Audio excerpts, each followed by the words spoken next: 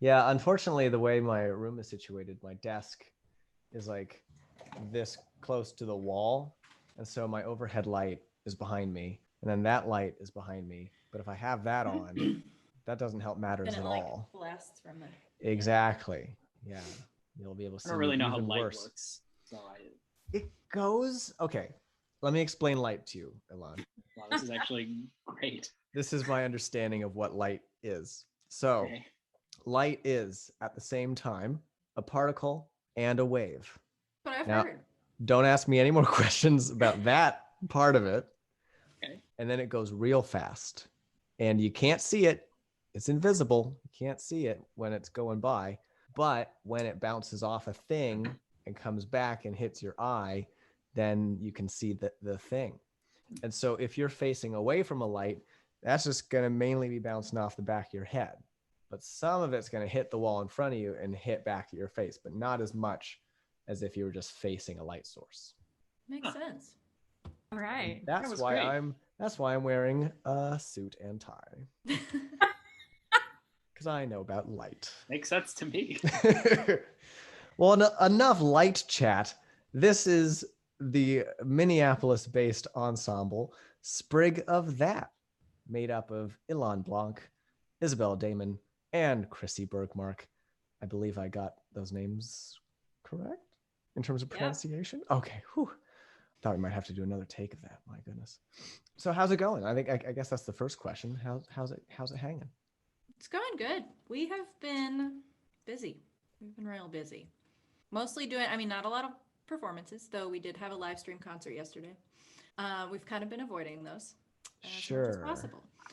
But we have been, we commissioned a bunch of Twin Cities composers to write pieces for us, and we recorded them, made an album, and we've been putting them out one at a time. So that has been taking up a lot of our time and efforts on the social medias and stuff. And Sure.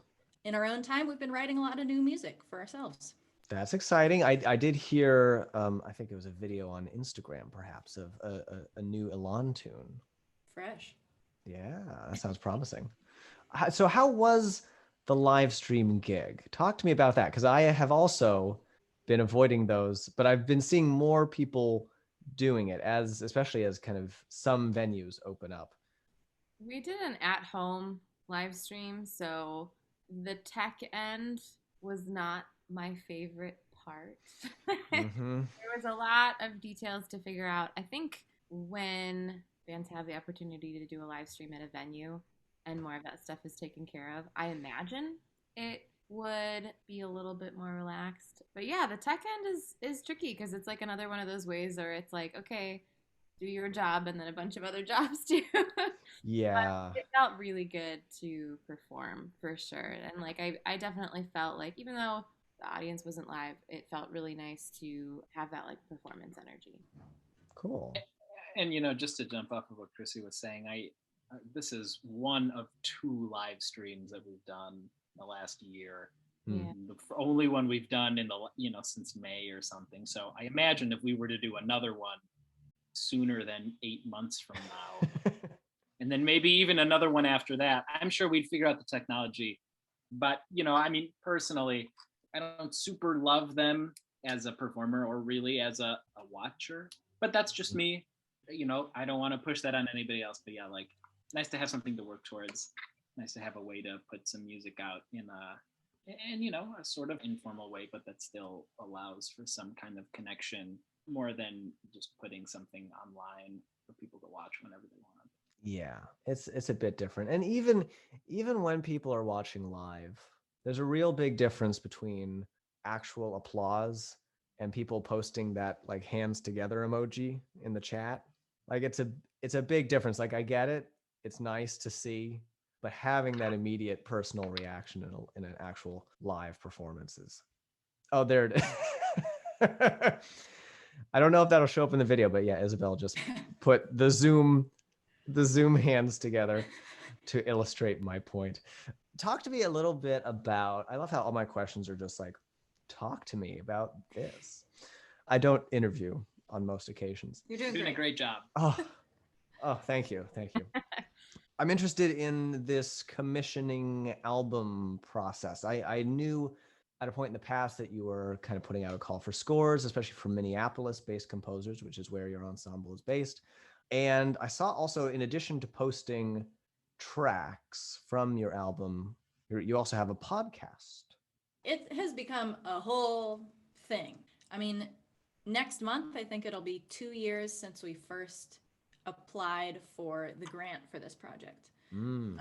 So we got a $10,000 grant from the Metropolitan Regional Arts Council in Minnesota. And their grants they wanted it to be very community based. So we originally were like, how can we involve the community as much as possible? So we commissioned 8 local composers to write pieces for us, and it was going to be a concert series, kind of spread out around the metro area in all of the different counties of the Twin Cities metro. That got canceled because COVID. Yeah. But they were nice enough to say, hey, you can reimagine this however you want. So we decided to turn it into an album instead. And, we'd already gotten all the pieces from the composers. So then it was just a matter of really learning them. And it was kind of nice to have an extra 6 months to polish them and really let them sit with us. So that was cool. Milan, you want to talk about the podcast? Yeah, I mean, by the time it came to start thinking about putting out the album, we had been through already kind of an adventure with this project, with the grant application, with planning the concert series. I mean, had everything gone according to plan, it would have already been something with a deep story for us, at least, beyond like, we wrote some songs, we recorded them. Yeah, by the time it came to start talking about how we were going to put out the album, we were trying to think, well, what can we do to sort of extend the life of this project? I mean, even when you can play shows and go tour, you put out an album and you get some amount of excitement and some amount of buzz on it, and then you kind of move on to the next one. But given that the amount of things that we can do in support of this one is limited at the moment, we thought, what can we do beyond everyone and their mother putting out a podcast, which is something I only say because my mother is literally putting out a podcast. Wow. Yeah. I have grown up listening to public radio, to podcasts. Shout out to Music Talk, your source for rock, punk, and alternative news that I used to listen to on Podomatic.com in 5th grade. Was the first podcast I subscribed to. I've always been a huge podcast fan and a huge public radio and sort of audio journalism fan. So many people, so many stories, so many different perspectives. We thought, well, why don't we do a thing? So we did phone interviews with everybody, and I've been going through and editing them down to these kind of bite-sized little 6 to 10 minutes of talking, followed by the piece, sort of inspired by that popular podcast, which is now a Netflix show, Song Exploder. Similarly, where you hear an artist tell the story of a particular song, and then you hear the song. So it's been a whole lot of fun to make for me. I hope it has been fun to make for the other two, and I hope people are enjoying it too. What is your mom's podcast about?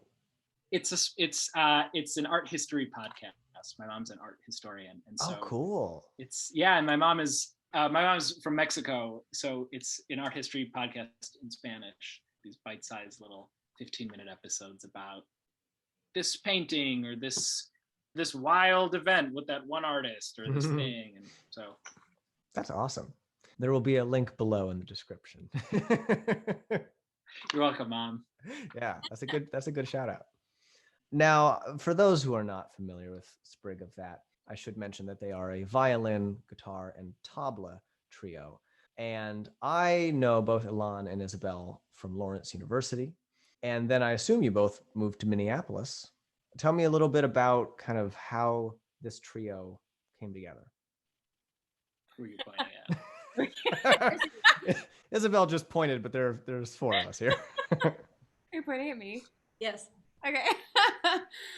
Yeah, when Isabel moved to town and when Ilan moved to town, they were like, hey, let's get coffee. And so we got coffee and like hung a little bit. And yeah, and I met both of them through another Lawrence person, Sam Genualdi.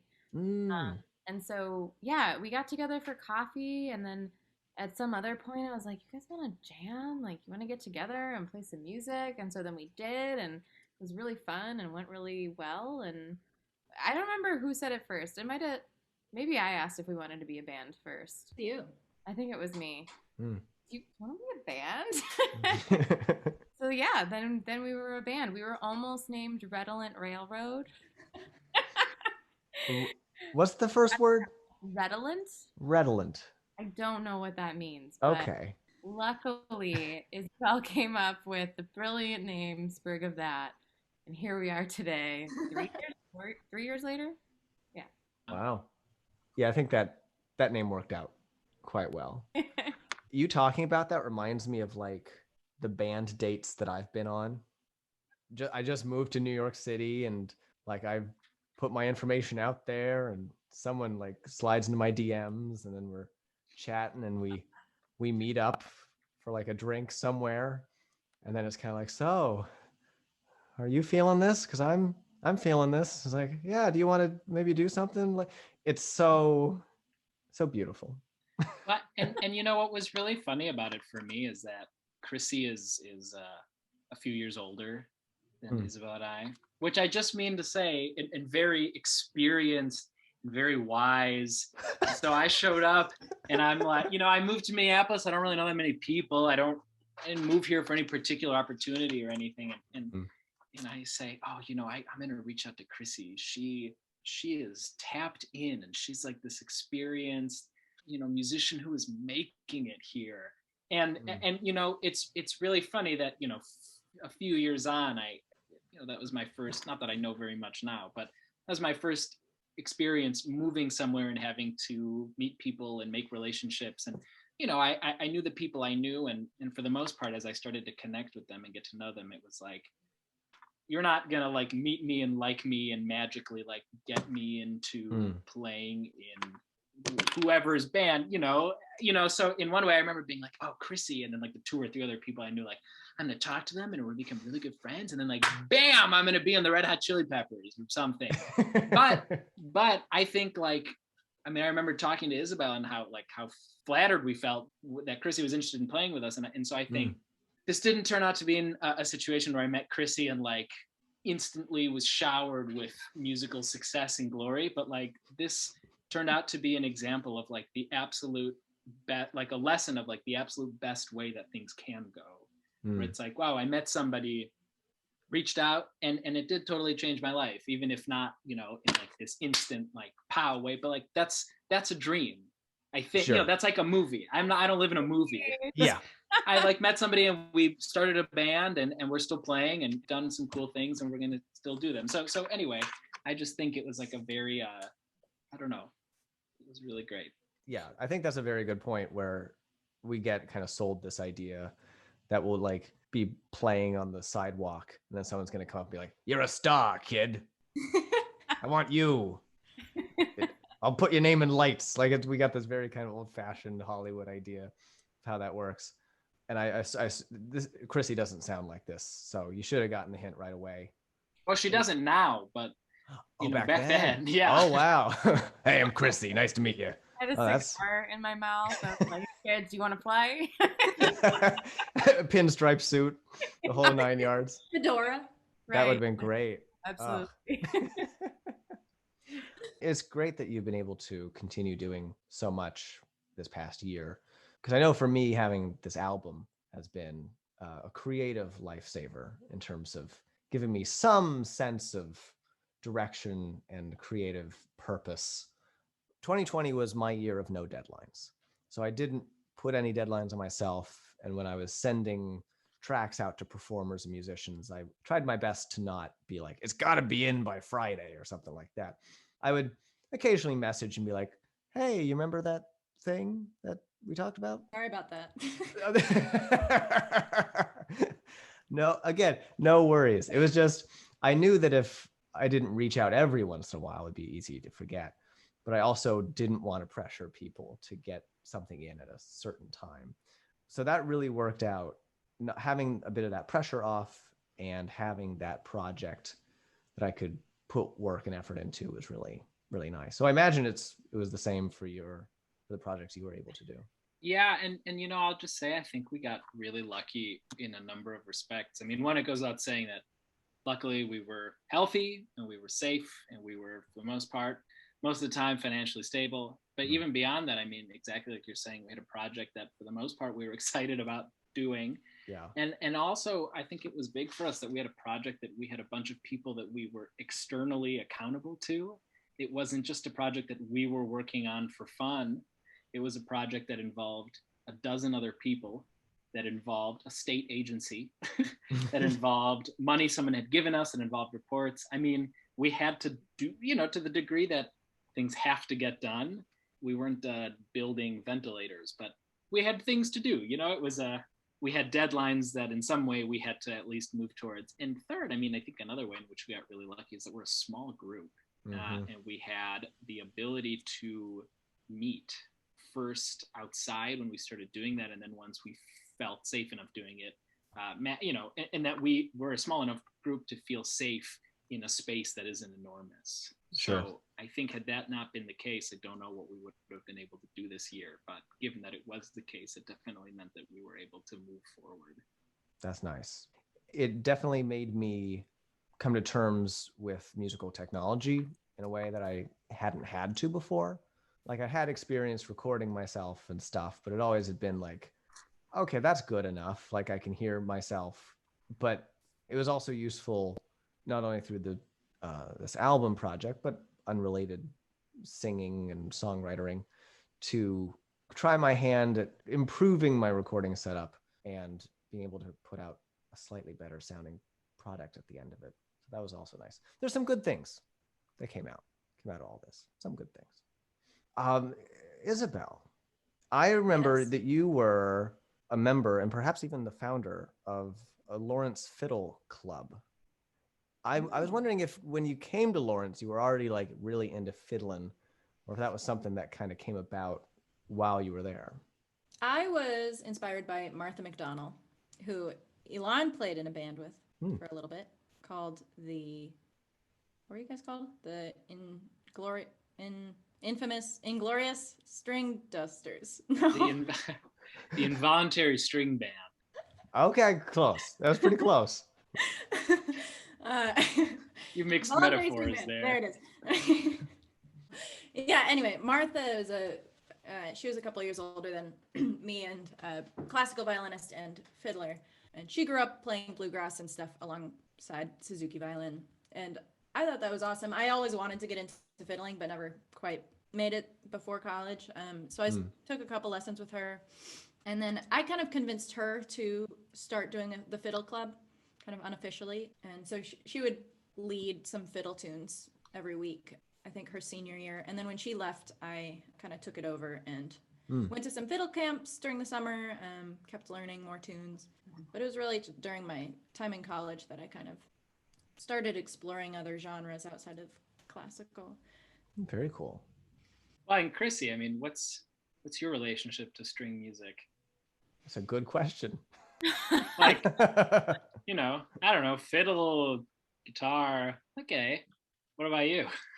I really started getting a lot more into string music after I went to GMW, and that was in 2016. Yeah, and I think I just had never really dug into that. And my experience at Global Musician Workshop was like, here's all of these different musicians trying to learn all of these different things and all these different ideas. But there was just a lot. It was like more of that like string band culture than I had ever experienced. And I noticed that it was like really fun to just play along and felt really like somehow really organic to like jam with and to put tabla into for me in certain instances. So yeah, and then I just kind of became hooked and I started listening to a lot more like Punch Brothers and Hawktail and all of that and just kind of like dove in head first and didn't look back. And was like, hey, I love this music. This is awesome. That's Yeah. good stuff. How did you begin with tabla? I started as a percussion major at Northern Illinois University. They have a lot of like different global music programming there. And so I took a tabla class one year, and it was not my favorite year of school. It was kind of a rough year. And then the following summer, all I did was practice and watch tabla videos and take naps. So like the beginnings of playing on that instrument was very much like felt like a healing process for me. And so then I kept playing, and then I went to graduate school for percussion performance. And then once I was done with that, I was like, oh, I just want to play this instrument. Like this feels really. And so then and then I kind of dove into tabla and just started taking lessons and traveling to Mumbai every few years to study with my teacher there, and yeah. Awesome.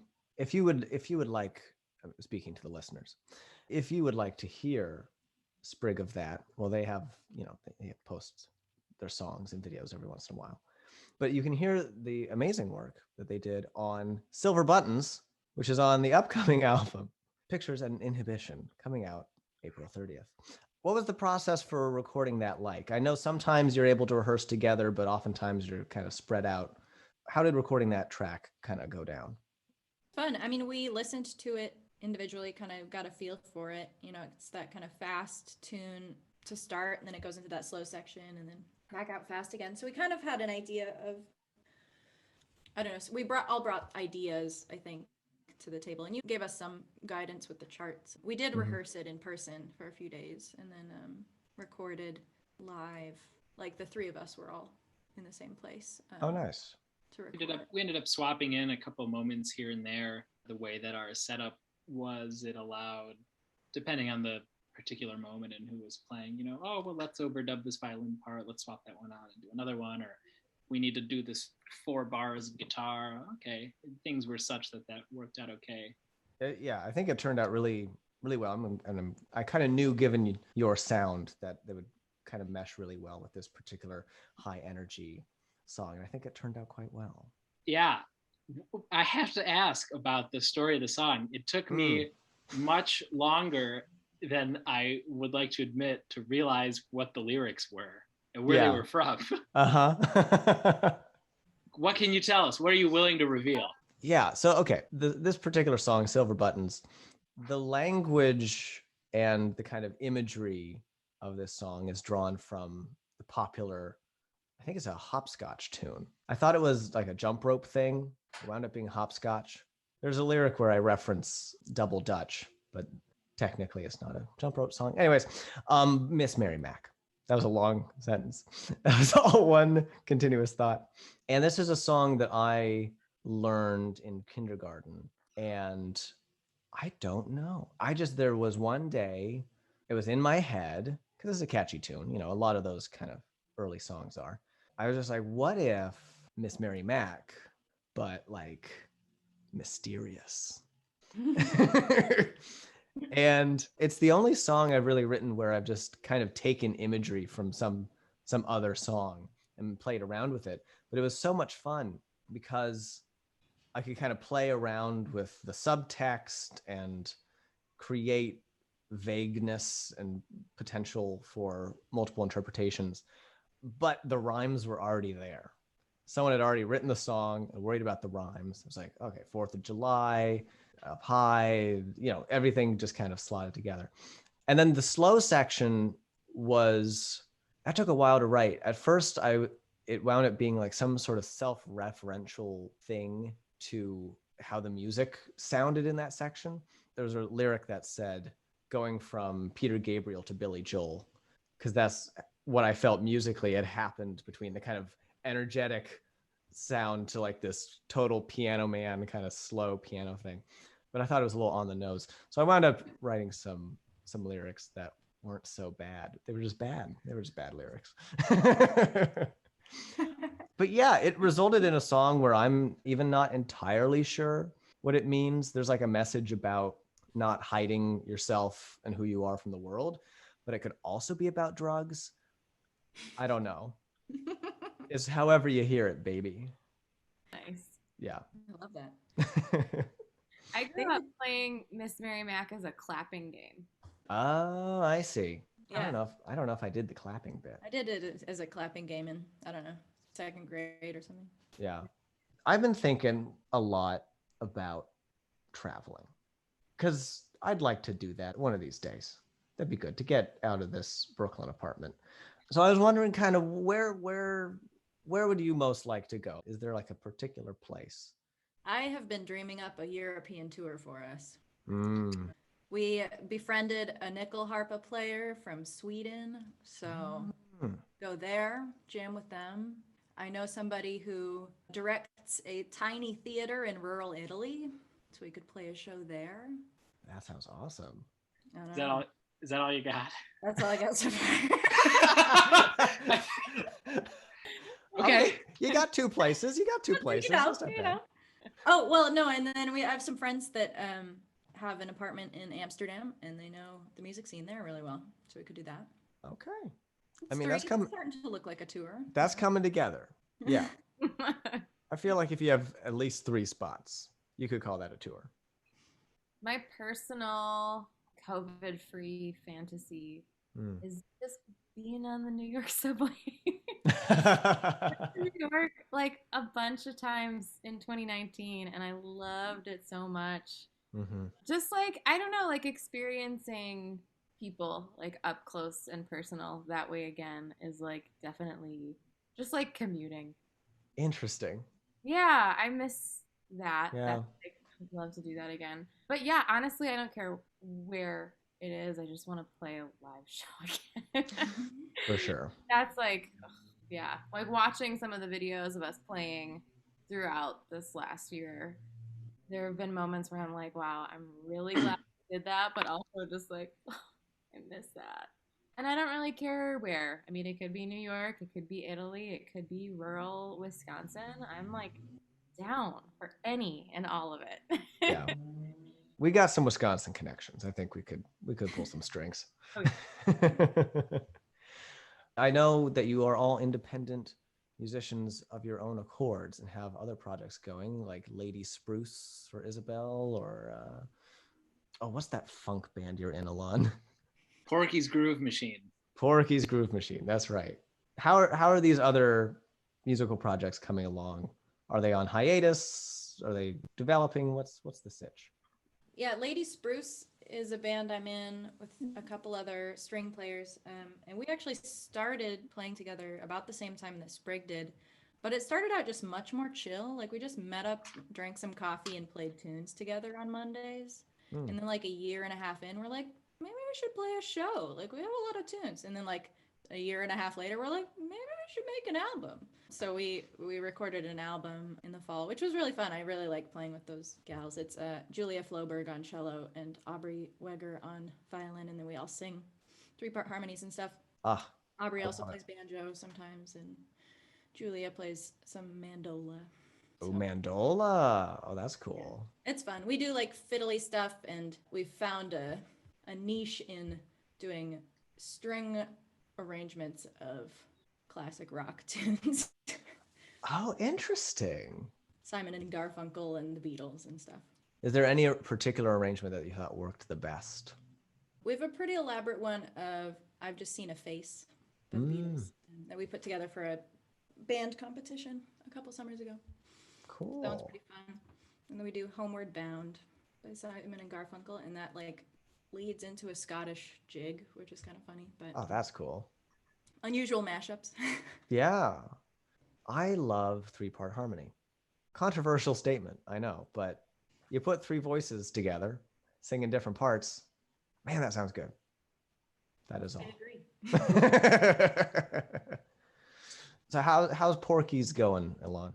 Porky's is good. Unlike Sprig, we are not small enough to fit in a room that is not enormous. And also, we are just so loud and obnoxious that the last year has really prevented us from doing much. But we just just right before we got on this call, we had a call to just talk and see what sort of the next few months look like. We put out a song that we recorded completely virtually back in November, and we talked about maybe doing that again. So that's really been put on pause, and that's okay. And some other projects going on. There's a rock soul singer here in the Twin Cities, so I've been writing an album with for almost 3 years, and seems like we're getting to the point of being able to put it together. And I've been working on it's a whole long story, but an album about my great-grandparents' life for the last almost 2 years now, and trying to find ways to keep moving forward with that. Similarly, when it's just me working on it and there's nobody else that needs to do anything for me and one-off little things here and there, playing guitar on someone's songs. I think about it as like a bunch of different lanes that are all sort of maybe 4, 5, 6 different things that are all sort of moving at their different paces, and that all take, have different priorities. Sprig tends to be towards the higher priorities most of the time, but there's a few other things that kind of come and go, and yeah.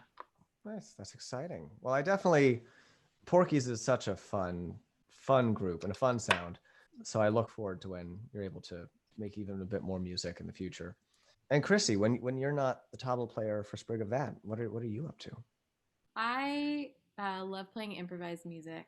I haven't done much of that this winter because there's no place to do that.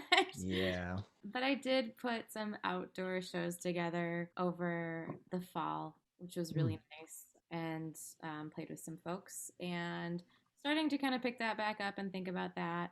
I've been sitting on a solo-ish album project for yeah. many years. I've been very busy picking it up and putting it back down for extended periods of time. Now in the process of picking it up once again. Alon is laughing because every once in a while he'd be like, do you have a solo album that you're just out of excitement? Every time I ask you about it, you're like, oh yeah, we're gonna do this, and I'm like, that sounds awesome. Yeah. And then like 8 months later,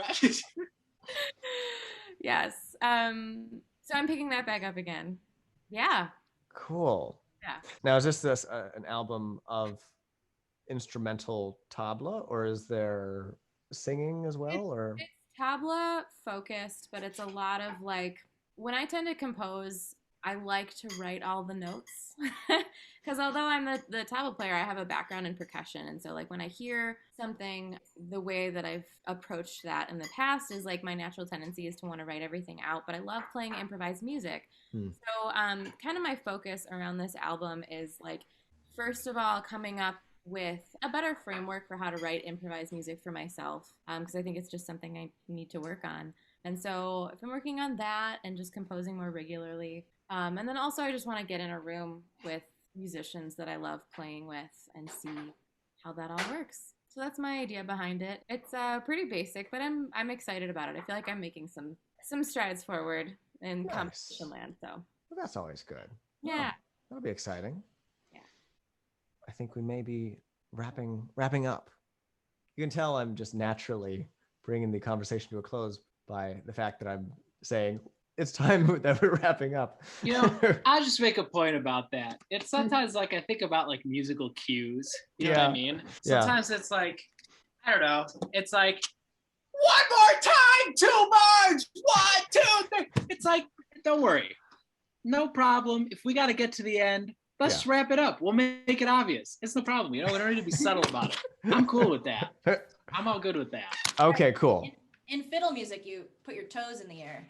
Is that right? Yeah, when it's the last time through, you put your foot up. I never knew. And I thought I had learned a fair amount about bluegrass, but fiddling is another world. Yeah, it's like, how do you bring a conversation to a natural denouement? Well, sometimes you just go, all right, the time has come. Yeah, exactly. I mean, do a little cutoff. Yeah. You gotta do what you gotta do. Yeah. It's been lovely talking to you, Sprig of That. Nice to catch up and see what y'all are up to, not only as a group, but individually. Yeah, you too, David. Thanks for talking to us. It was a lot of fun. I can't wait to hear the rest of the album. Yeah. Yeah. The album they're referencing is Pictures at an Inhibition, coming out on April 30th. Yeah, toodles.